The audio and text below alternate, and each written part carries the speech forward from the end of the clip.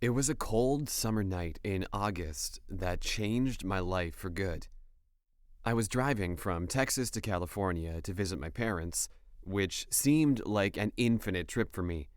I was so tired and started to complain, saying to myself that I really should have booked that hotel I saw a couple of miles back.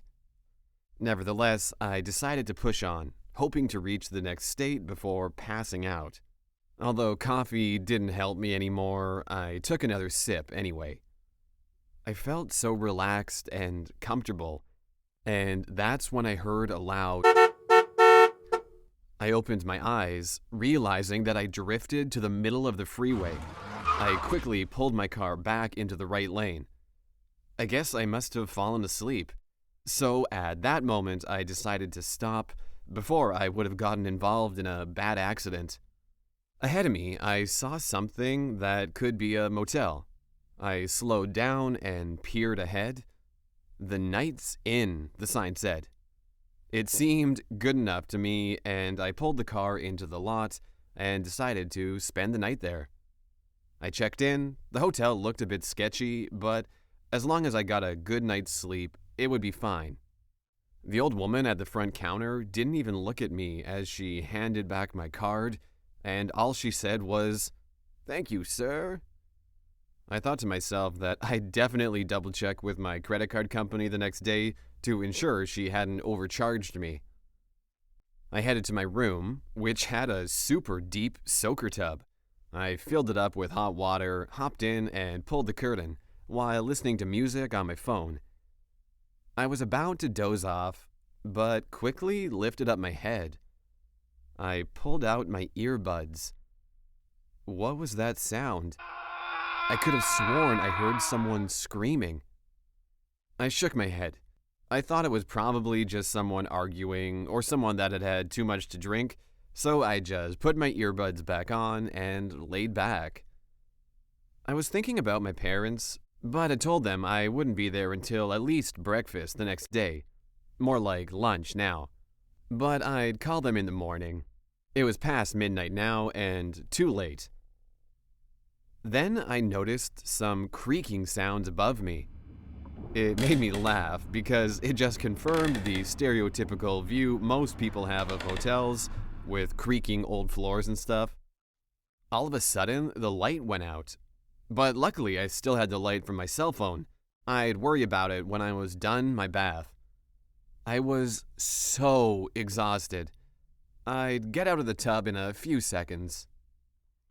I woke up. Why was I surrounded by water? There were crashing sounds coming from the main part of my motel room. I pulled the earbuds out of my ears and reached for my phone. I saw it was already 4 a.m., and the crashing sounds continued, so I put my phone back down on the tub edge and grabbed the towel that was hanging from the bar, wrapping it around my waist. I still hadn't figured out where the sound was coming from. Was it the maid, or did someone break into my room? When I was about to slide the shower curtain back, I heard cackling sounds from a crazy man. He was tossing objects all over the place. I heard the closet mirror break. He was pounding the wall like a lunatic while he screamed, "I'm going to kill you all!" So I quickly grabbed for my cell phone, but knocked it into the tub. I tried not to swear as I frantically fished it out from the water. I could defend myself if I had to, but I was going to call 911 first. I shook the water out from the phone, but couldn't get it to light up. I saw a light turn on in the other room. The man stomped into the bathroom, repeatedly hitting the light switch, but it didn't work. I was lucky he didn't see me behind the shower curtain of the tub. I could see him, though. His large form was outlined by the light from the other room. He held a large machete in his left hand and a utility knife in the right. I froze. I didn't think a punch was going to stop someone holding two sharp objects. Chances were he'd slice me good before I could knock him out. I stayed stock still, my heart beating rapidly.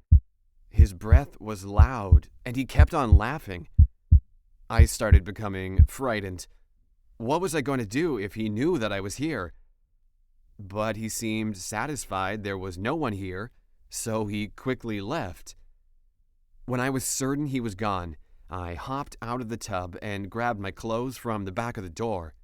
Fortunately, he hadn't noticed my clothes hanging there, nor had he noticed the bag I had tossed into the closet. I grabbed my few belongings and headed to my car. That's when I saw several police cars out front. The police told me a serial killer had been active at the hotel. I tried to not look back at the blood spatter that framed many of the motel room windows, or the severed head laying on the ground. I was extremely lucky that he hadn't seen me hiding in the tub. Why hadn't he whipped back the shower curtain to see if anyone was there? Was it because he'd heard sirens in the distance? Or did he see me? I'll never know. Next time, I think I'll book a flight to visit my parents instead. It was several weeks before I was able to sleep in an actual bed again. Perhaps it had been the water that had saved me.